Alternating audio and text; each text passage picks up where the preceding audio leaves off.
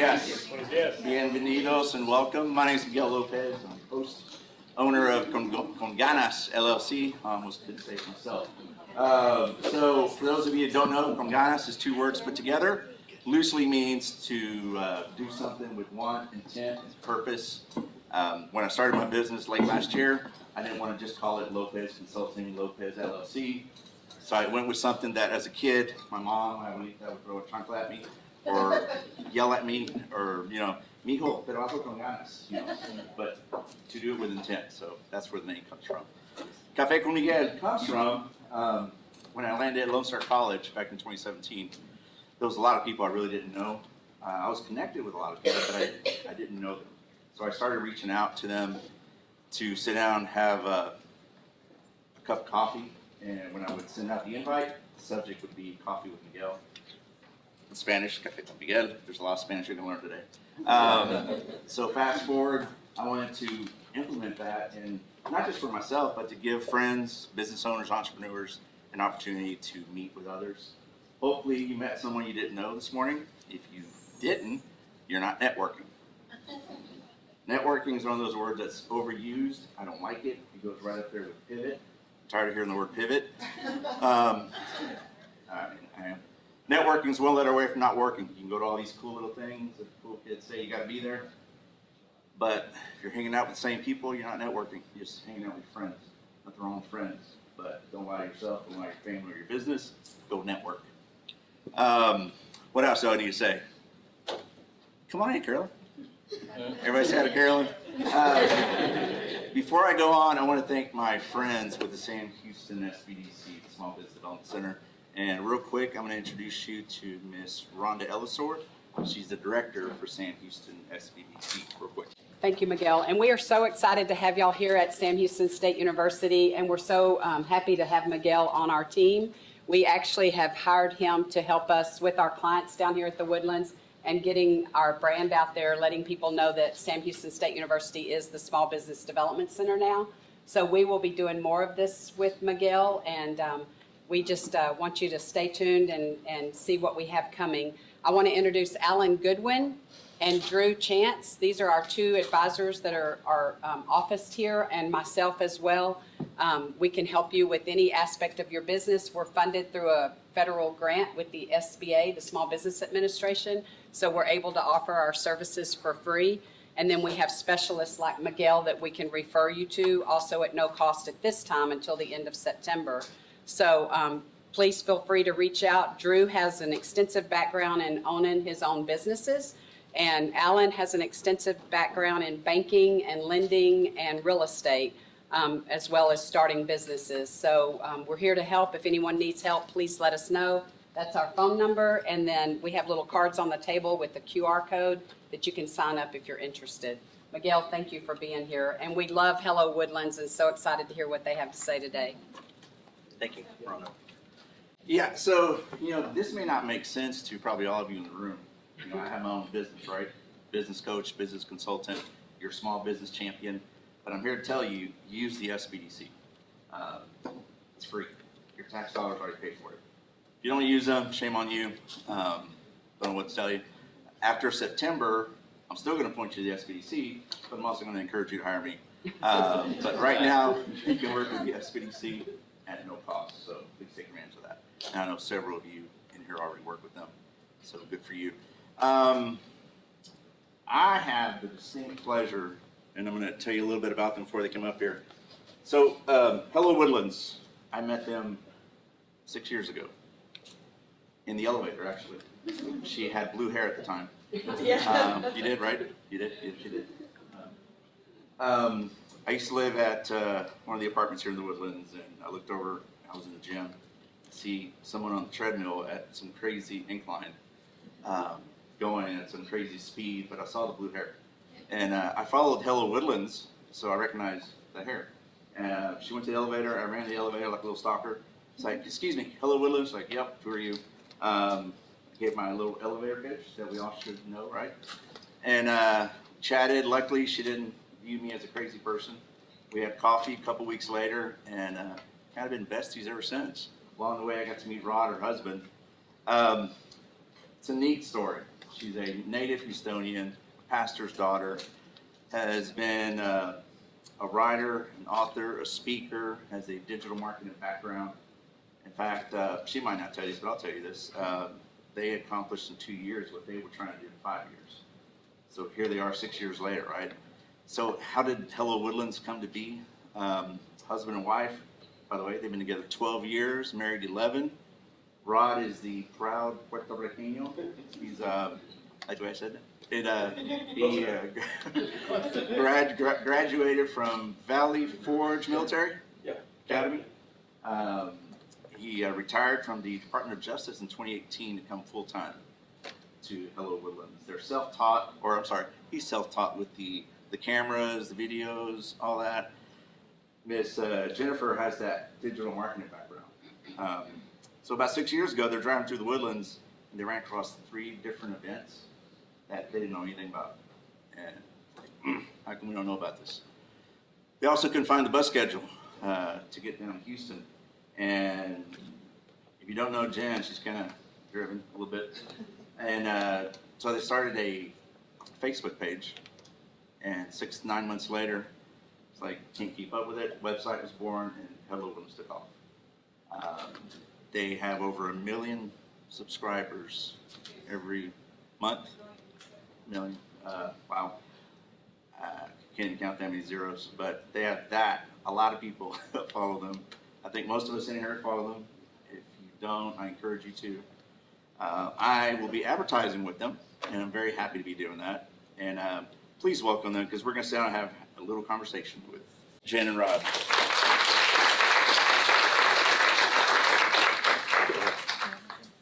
So, welcome. Thank you. Thank you.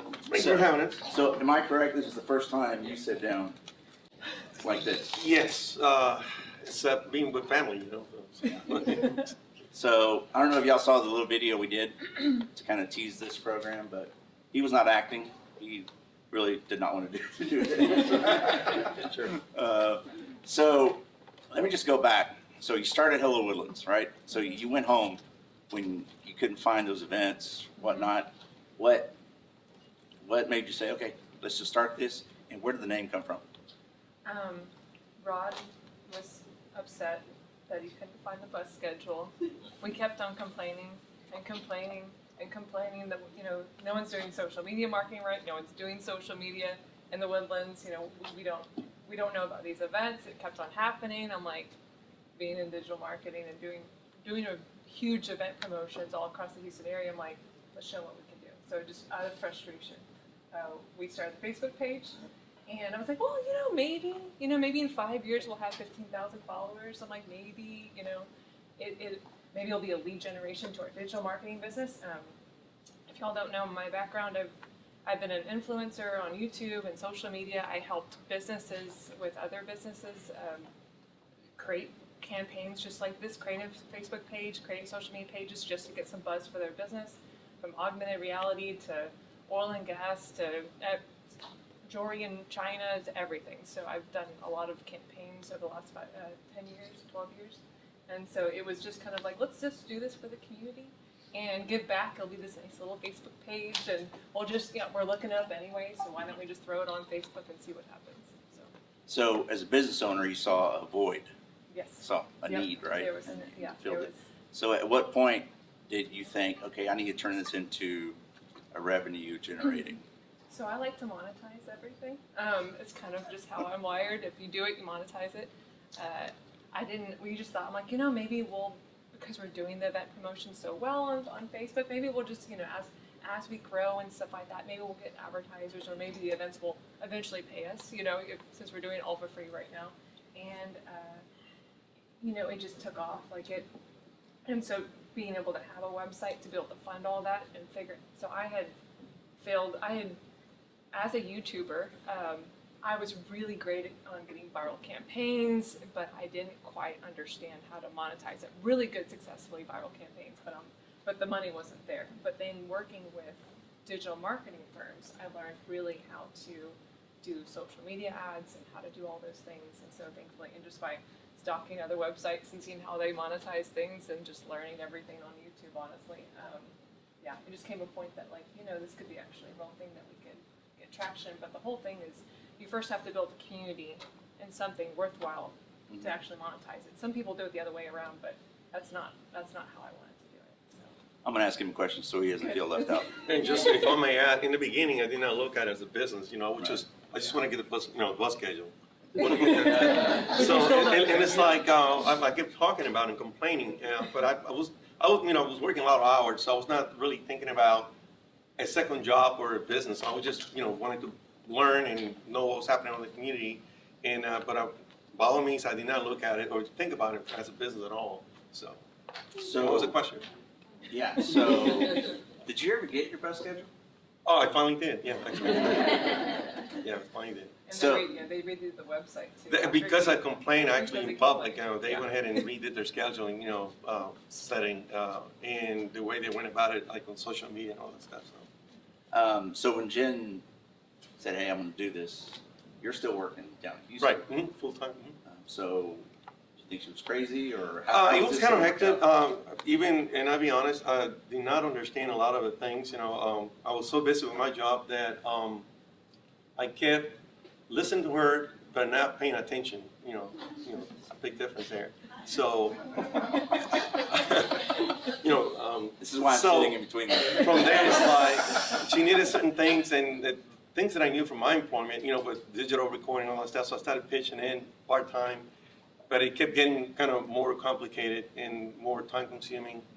And even at that time, I was not thinking about, jumping at all, because, I was doing my job and doing some traveling, so I just couldn't really divide my time in two different businesses. So, and then I don't know, it just took off from there. It just she kept saying, I kept taking more time off when I could to help her out, and I guess just one thing led to another.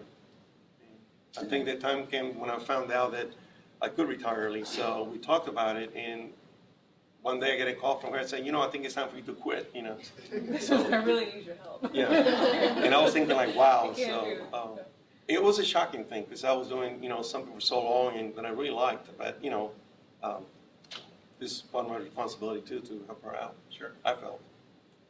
So in the beginning, y'all were attending everything. I mean, y'all were everywhere.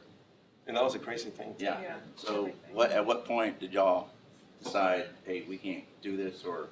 I think you find it, it's like anything you start doing, you start, you have some structure and you start kind of like, tweaking things, what you look at, what things that work and things that don't work. Mm-hmm. So, we will talk about certain things and this is not working out, or this is gonna work out, and I don't wanna do this, and we don't wanna do this, we wanna do that kind of stuff. And our job is physically demanding. I don't think a lot of people understand, like, it's mentally, it's emotionally, it's physically demanding, so you physically cannot do a full-time job and Hello Woodlands on the side. It's just, you'll burn out, and we found out that the hard way, but yeah, it's you physically, being a photographer, a videographer, managing a website, writing it, networking, trying to do all the finances on the back end, trying to be your own salespeople. I know a lot of people in this room understand trying to do it all yourself, and just, at that point that I was like, I cannot do this by myself. So yeah, and also at that like pivotal age, like stage, it's like we don't have the funding like to have this full team. So like we knew how to do this, and we had just landed a huge gig with the Texas Renaissance Festival. And I physically cannot do that by myself. And so to run Hello Woodlands and be the videographers for Texas Renaissance Festival at the same time was insane. So I was like, if we want to do this, it's either you quit now so we can do this in the fall, or I just have to say, enough. So, And what we're referring to, for many of you who started your own business or thinking about launching your own business, is that first year, they were at and if you weren't, I missed one or two, but you were at every gala, every event. Mm-hmm. You saw them videoing, picturing. I don't know how y'all did it. Obviously, you could only do it for, a year? And then y'all just switched it around, right? yeah, we went to every single gala. I think I have like 5 or 6 tuxedos that I had to purchase. It was because we couldn't like dry clean them fast Right. enough, and then having to buy all the equipment, which video equipment is not. Yeah, this man knows it's not cheap, and so it's and then manage a website that like crashed on Thanksgiving Day, like and having to like do all these things. It's yeah, there's a lot of moving pieces, and yeah, galas. This is what we don't go to as many galas anymore, and so but it was a great it's almost like when you first start your business, you go to all the networking and all the everything you possibly can. For us, our best networking areas are events because that's actually where we meet clients. Networking, it's really where we meet the people and out and about, really engage in the community because that's what we do for a living is cover the community. And so, yeah. To clarify, when we mentioned the galas, you guys were there working the galas, don't Right, not just having a good time, Yeah. Many times not even get to taste anything or drink anything, it's just working. If we're going Looking to, good, but working, Yeah, you know? and that's the thing. You have to look like you're having fun, but then also work and just look at the angles. Like, how can I take a picture of that one? I need to talk to that person because they could be a client or they are a client.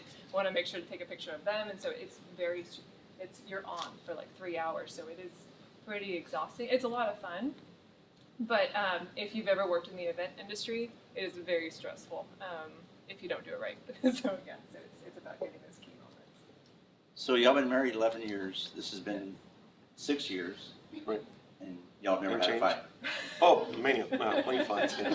I mean, I'm always giving her constructive, criticism. You have to have that. And I look at her from like a customer. I mean, you have to. I mean, because otherwise, it's just this is not looking good. It's not working out. I don't like it actually personally, but go ahead and do it anyway. So that kind of stuff. So. Rod makes a lot of the big decisions behind the scenes. Someone had to be the CEO, but I didn't want to. But that's my job, and so I was the most available. And I'm actually the introvert. He's the extrovert, but I can fake Yeah, I don't like extrovert titles, just. really well. And so we kind of balance each other out. Thankfully, and yeah, our it's when you work so many hours, we work really great together on events, but sometimes behind the scenes it's being extremely stressful. Especially, I became a workaholic, and we were both burnt out after 2018, and so our marriage took a huge hit.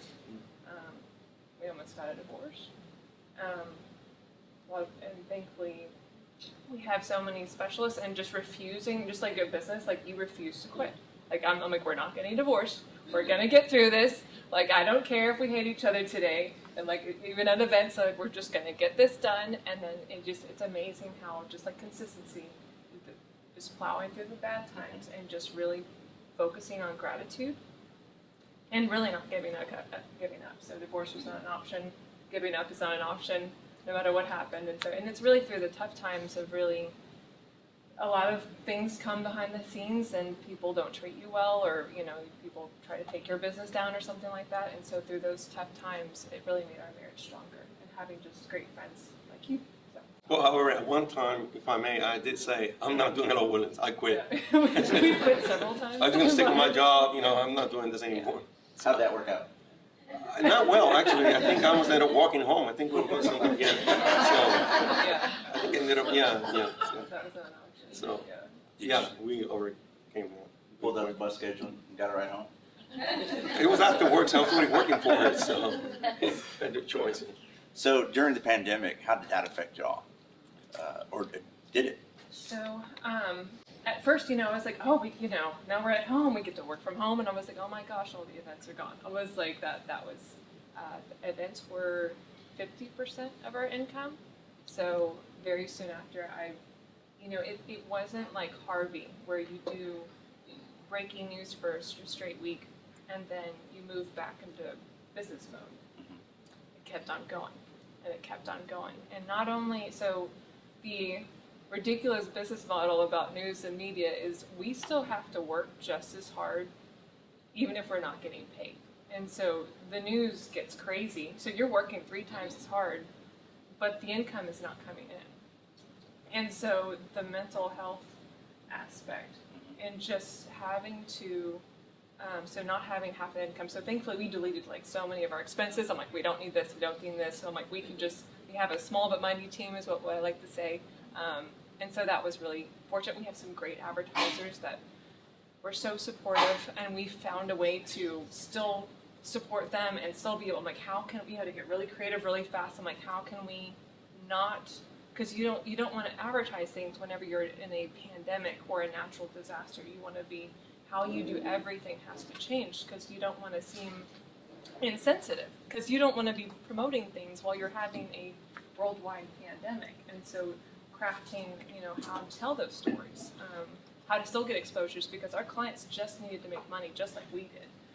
And so there were some great stories coming out of that. But honestly, I'm like, I did not sign up to be an investigative reporter. I'm like, I was an internal auditor back in the day, and I did not like that for a reason. And so having to, and Tiffany, and thankfully Tiffany and I, who's back there, she's our director of content. She's amazing. So between me and her, we are the ones that publish everything on Hello Woodlands. So having to, when we publish a story, even and I do a lot of the breaking news, especially the COVID releases, the orders, and stuff like that. So we have to be on call, sometimes 24/7, especially during a natural disaster.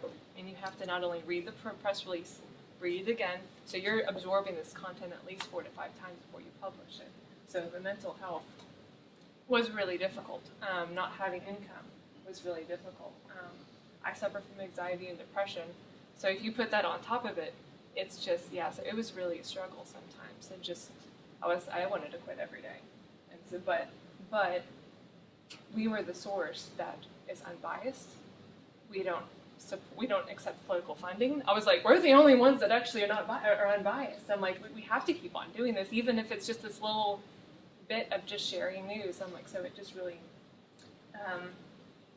gave us the energy to keep going. And honestly, being able to talk to people on Zoom or on the phone and just talk to local business owners. And we work with law enforcement and the hospitals, and just seeing how hard they work. I mean, that was the best thing. I think I was in tears whenever they did the law enforcement parade through all the medical center.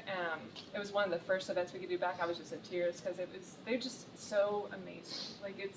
And they keep on getting up every single day, pandemic, disaster, or whatever. And talking with Linda Nelson from Memorial Herman and their team, that actually gave me inspiration to keep going. I'm like, if I'm gonna sit by a computer and all I have to do is just type, and they're running around the entire Montgomery County trying to save people's lives, I'm like, we can keep on doing our job and just at least help them share the news. But that's all. No matter if we don't make any money, we're gonna keep on doing exactly what we did every day. And so that was really helpful. You touched on something that probably many business owner has probably faced, but you're staying true to our convictions. So you touched on, y'all don't accept political funding. Right. Y'all also don't, you're not out there endorsing either side or whatnot. Tell me share with us how that has worked out, sometimes gotten ugly behind the scenes. Yeah.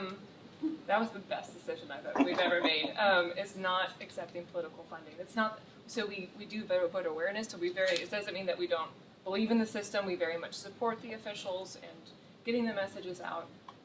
However, I did not want to be affiliated with either side and everything in between, because I really feel that when you accept people's money, you have a direct link.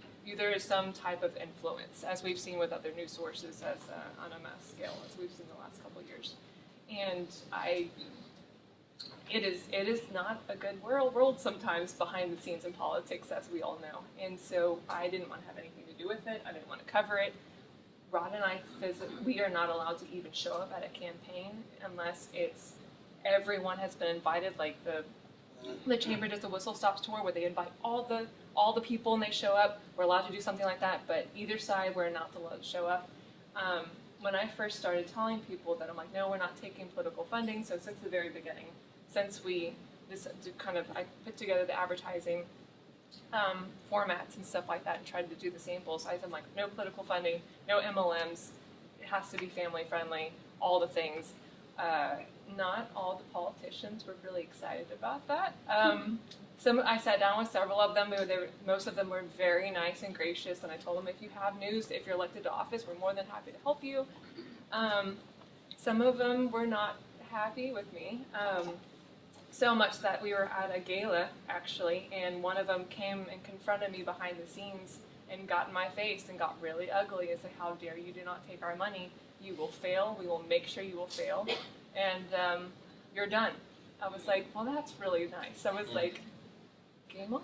Okay, cool. I was like, that's how we're doing things. And that's when we really first started being approached by the first election season. But thankfully, it's, everything happens, and thankfully they were out of office now. But it's, I think just staying true to we do not take money from people that, even businesses, if we don't feel like they're doing business properly, or they found a good company in the area, we won't do business with them. We don't have to take their money. We only work with usually one person in the industry. That's just how we do things. We're very loyal to our customers. We don't play that game of trying to get in the middle of things. And honestly, by not taking political funding, we don't get in that arena. So there's not a lot of catfighting, and there's not a lot of we're not doing the stories of all of that gossip or all of that arena. So we actually, in the end, we actually gained a lot more advertising, a lot more trust, and a lot more credibility from the community by just stepping away and saying, we're stepping away from that. And honestly, because COVID turned so political, we didn't have to get into that point or even associate ourselves with someone that got and brought that in the mix. So that really worked out, thankfully. I'm just trying to figure out who that elected official was. What did Rod say after that? Not at the time. Rod didn't see it. Yeah, so they thought I was just I would just cave because I was just a female and I just was younger than everybody. And I was like, okay, you clearly haven't been in the red carpet in Hollywood and be backstabbed. I'm like, I can do this. So yeah, it's thankfully all of my training, all the horrible things that happened beforehand, I think that really, I was in shock, but you just smile and say okay, and then I just kept on going, and it was fine. Thankfully, it's not, most people are not like that. So it was most of the politicians and the law enforcement, even the elected officials, like they've been nothing but wonderful for us. But there's always a story behind the scenes, and people have different agendas, and usually that gets exposed publicly eventually, and it did eventually. So it did. So something a lot of us when we start off business, we don't know everything, right? So Rod, you had to self-teach? Yeah, in many ways with electronics, not the video so much, in the digital recordings. That's one of the things that I was doing at work. But we started out one of the events with, I think it was a 5K, one of the cancer, organizations. So I know the phone can only do so much, your phone camera. So I ended up buying some little Nikon J1 or whatever that was, and it looked like a toy. And then that's how we started out. And then doing the next thing, we figured out, we're gonna need something better, something bigger, whatever, with more options. So, and yeah, YouTube videos, talking to people, and just reading, doing a lot of reading, and going to different websites. Trial and error. Yeah, and it's not something that I really want to get into. I really have I don't want to say passion, but the interest of really getting into photography. But I guess by default, I had to. Then she kind of dropped that to a side and had to kind of pick up more because she was doing the admin, the writing and all that stuff. So I started picking up on all the audio and video and all that stuff. So. And here I think learning Canva was hard. You had to go learn cameras and all that stuff. Right. So. I'm still learning Canva. So what would you share, if you can, with someone who's starting out a business? Like, at the beginning, you guys were shotgun approach, right? Everything everywhere. If you could tell someone a nugget of wisdom, what could you share with them, starting off? Don't be afraid to talk to people. You'll never waste time getting to know your community, even as before when you start. I think it's really helpful to know your community, and especially when you're trying to build an online community, or any type of business. Really sitting down, take the time to sit down and talk to as many humans as you possibly can. It doesn't matter if they're the CEO or a barista working in a coffee shop. Talk to everybody as you possibly can, because I think the relationships and the knowledge that brings I think that's the one key thing about our success is the relationships. I know we're an online business, but offline was the most important thing, and that was the biggest thing that I learned from as a big-time YouTuber to going to local news. it's you have to have that in-person relationship. You have to have those contacts, is because that's where our information comes. That's where our base comes. I mean, we're friends and we're almost like family with so many people in this community. Never neglect that. Also, work hard, don't give up, and be consistent. It's more important to be consistent and put out quality, whether or not it's products or it's a service or if it's content. Be consistent about your quality. If it's once a week, that's fantastic. But also, in that way, you focus on your quality versus quantity. That's always going to be king. The reason why even digital marketers last sometimes as long as they do is because they're not going 7 days a week, 5 posts a day, doing all this stuff, because you'll just get burned out. That's why usually YouTubers or online people or online marketers, they'll burn out after 5 years because they've given all they can and they haven't have a balance. The one thing that I failed to do, that I should have been more balanced, is spend more time with family, take time off, have a day off a week. Don't work 16 hours a day, 7 days a week. There are some days and weeks that you have to do that. We all know that, but you need to take one day off. I went through severe burnout. I put my family last. I exchanged alcohol for work. It's still not a good thing. If y'all don't all know, I've been sober for 60 years. I went sober. That was the reason why we could actually help Woodlands succeed. It wouldn't have been there if I hadn't gotten sober. However, exchanged that for work, and that's still not a good thing. So we have to remember to take a day off, experience life, enjoy life, because it's fun. Whenever we actually take time off, we actually get a better step back from the business. You can see so much better. And so I know it's growing a business is so much work, and so you have to put in the time. You just can't be like, oh, it's going to just magically happen overnight. But putting in the relationships, even if you're an introvert, meeting as many people as you can, doing as much research, asking for help, especially, I should have gone to SBDC like way before. That would have helped so many things. We're just asking for help, like whether or not it's for business, for health, for mental, health or anything like that. Just asking for help and just spending time with family is what I would recommend. I mean, you really don't want to climb higher than you would like to fall. I mean, it's one of those things you have to, sometimes take baby steps. Mm-hmm. We learn to ignore certain things that had no value for anybody at all, so not to panic about it. And I think we're now at the point where we can really live over a structure rather than just going all over the place. And that's very important. All this is great info, and I'm sorry I meant to introduce someone way at the beginning of this. I don't mean to embarrass you. Scarlett, raise your hand. So Scarlett is a senior at Oak Ridge High. She's an intern through the EFTA, and she's interning with the foundation at Lone Star College, SBDC. This is like awesome information for you to be hearing, right?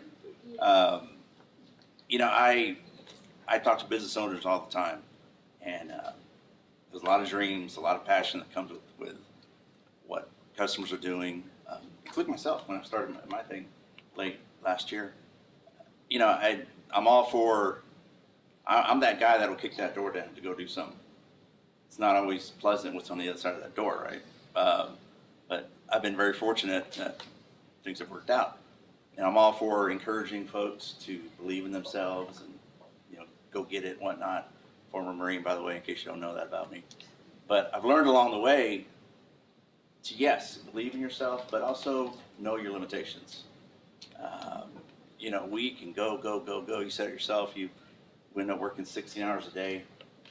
When you're a one-man show, two-man show, and you got to do everything. The fact that all of us are here, we're not doing something else right now, right? And we're going to have to go back and do it. I know I do. To get ready for this, after running into my garage over the weekend, you still got to go and get things done. The world doesn't stop because you have a bad day.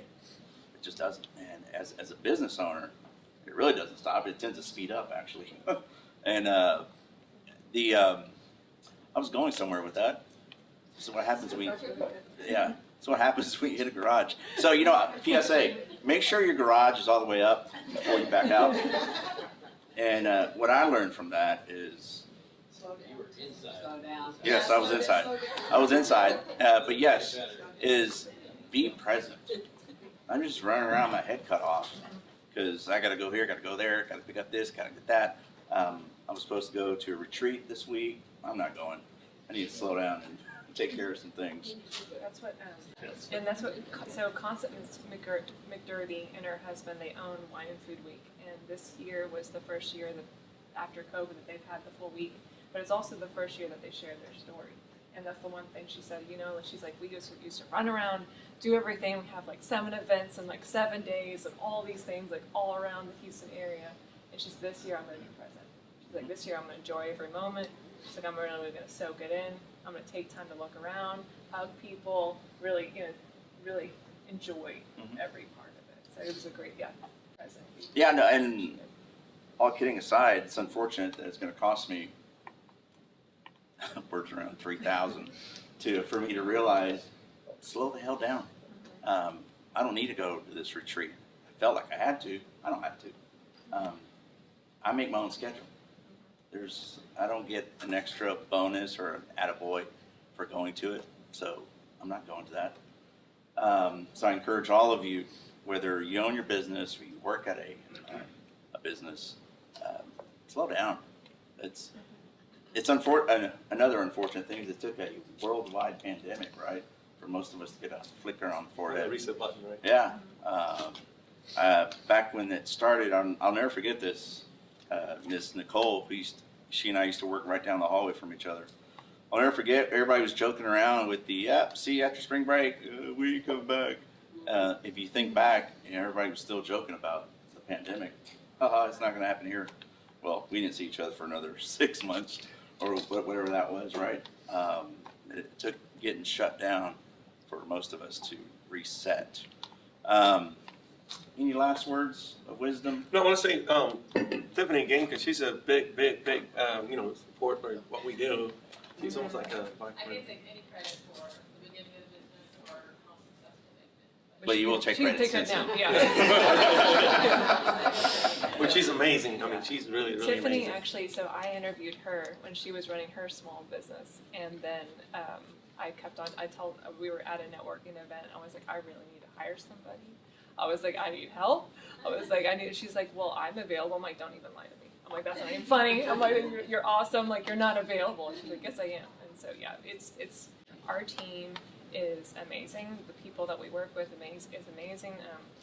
Nick Rom is our food writer, and we work with so many writers and so many people in the community because we sat down and made relationships with them. It's amazing how many people give back and help us for free out of the kindness of their hearts. We work with so many PR reps and stuff like that. So it's amazing how we can all work together, and when we don't even think about dollar signs, or we just think about serving the community first. It's not. And I think that's really the lesson of Hello Woodlands. Like, the reason why it worked is because we thought about the community first. It was not about the money. It's never been about the money. Honestly, if it was about the money, we'd do a million other things. News and media is not the most profitable thing you could do. But we honestly do it because we keep on doing it, and we keep reminding ourselves why we're doing this, because we really want to serve this community. There's so many amazing things. This is just what we wanted to highlight, the amazing things that are already happening and all the struggles that we go Including the through. bus schedules for me. Including the bus schedule. And all the struggles that we have, like I just mentioned, like so many people in our community is having the same struggles, whether or not you're a business owner, or a college student, or a high school student, or a parent, or a business professional, no matter who you are. And so we're able to tell those stories and really bring exposure to nonprofits and to really causes and small business owners and things that really make a huge difference in people's lives. And so that's the really reason why we do it. And we're just so thankful to be a part of this community and that y'all are a part of it too. Y'all met at an SBDC event. We did. Yep. So, Back then, she did a how to build a buzzworthy business. It was supposed to be a one-day thing. We had 100 people show up, and she didn't finish because Jen likes to talk. Guess she didn't notice. So we had to do a part 2, and another 100 people came. So she did a great job. That leads me to starting in September, right? Can I announce it? Yeah. Okay. I don't have a date, so stay tuned for this. But starting in September, Jennifer, Hello Woodlands, is working with the SBDC, and they're going to start a series on marketing, what you need to do as a business. So that is going to be free. You better sign up for it. Here. It's going to be here. So it's going to be, we'll do one September, October, November. November, December. Yeah, that's right, depending on the dates. But it's going to be a three-month series. I really, really encourage you to sign up. You're the first to hear about it. If you look around, you see the seats. This is all that they will allow in here. So when it's announced, you better register. And if you show up, you didn't register, you're going to get asked to leave. I'm just telling you. Jen, real quick, because we're going to wrap up here, but I want to share. One last thing you want to say, Rod? No, I'm good right now. But I'm saying because Rod, like talk. You mentioned storytelling a couple times, right? So I'm gonna share something with y'all that could not have happened without what they did. In November of late last year, when I launched this, I was running around my head caught. I knew what to do, but I'm a terrible organizer. Just to be very candid with you. And I was putting everything together. I looked up at the calendar, and I noticed that the Marine Corps birthday was coming up, November 10th. I looked at where I was getting everything lined up to launch, and it just so happened. It's like, let me take advantage of the Marine Corps birthday. I'm going to ride that wave and launch my thing. Reach out to them. Hey, how about an article on a veteran launching his business? Sounds great. Let's do it. Did it. She sends me a template. I answer the questions, and I shared a little bit about my story. Fast forward, I'm moving on. Catch COVID in late December, early January. I was down for the count. Checked in with me and whatnot. Continue to try to build the business. Out of the blue, I get reached out to by a Texas Business Hall of Fame. They reached out to me on a Thursday. I'm doing what any good entrepreneur does on a Thursday. I'm playing golf, and they reached out to me on LinkedIn, and I thought it was spam. I ignored it. Email from someone I don't know. I'll read it later. A phone call from a number not on my contact list. Voicemail. I'm playing golf. I'm busy. I hear the voicemail. Blah blah blah. Give us a call. I don't know what you're talking about. 2 holes later, I finally call back. Hey, this is Texas Business Hall of Fame. Have you heard of us? Nope. She starts telling me something that I probably should be paying attention to. Hey, excuse me, I got to go hit my ball. I'm playing golf. I could hear the silence on the phone. It was like frustration. Like, this guy. Just like, whatever. Before I got off the phone, though, she said to me, I'm sending you a link. Read it. Make time tomorrow for a 1 p.m. phone call. Like, whatever. Okay. I go play golf, go have drinks. I'm having a good time, enjoying life. Look at the link later. I'm like, oh, this is serious. They've been around for 4 years. Mark Cuban's involved. Tony Fertitta. I was like, oh, okay, better pay attention. So the link, it's an expired link though. It's got March 1st was the close of the application. This was Thursday before Memorial Weekend. So I don't know what's going on. My meeting was at 1. I called at 12:30. Hey, what's going on? This doesn't make sense. All right, let's be honest with you. We're looking at you for a possible award. Like for what? For you're being a Marine veteran-owned business. Like, who turned me in? No one. They had over 100 applications turned in. 25 were for Marine-owned businesses. None of them made sense to them. They really weren't on board with it. So her board, that was the executive director that was bugging me that I ignored, tasked her to find someone, and she stumbled on that story that they wrote on talk about SEO. They read the story. Another lesson, young lady, is watch what you put on social media, because they actually went to my social media, my personal, my business, and the website to make sure I was doing what I say I was doing. And come November 3rd, I'll get officially introduced and get an award. And I don't like sharing this, but I'm gonna share with you just because this is what a big surprise is. They're giving me some money, and I didn't apply for this, but I owe the story that they published. So tell your story, because no one's going to tell it like you do. And everyone in this room has a story. My story's no better than yours. Doesn't make me any bigger or better than you. We all have a story. All of us. Tell your story. Especially if you're a business owner, but regardless if you're a business owner, tell it. Sing it. I'm very fortunate. We're going to circle back. You mentioned wellness, mental wellness. Next month, she's here, front row, because she's a little straight A student. Miss Kathy Gregory is my guest next month. Mom, wife, she runs a 6K every month? 3K. 5K, sorry, 5K. So she's active. Her and her son, Tyler, is right here as well. He's a mortgage lender. The family works out together. They really do. They camp gladiator or something. Y'all do something together. Yeah, I don't do that. So she's going to join us next month and share a little bit about her story. The wellness, you mentioned it. That's a big piece. I'll be honest with you, I was that guy that walk it off. And then pandemic kicked me in the gut. Pretty nasty. We're going to stick around. Happy to have conversations with you. Thank you for coming. Thank you for coming.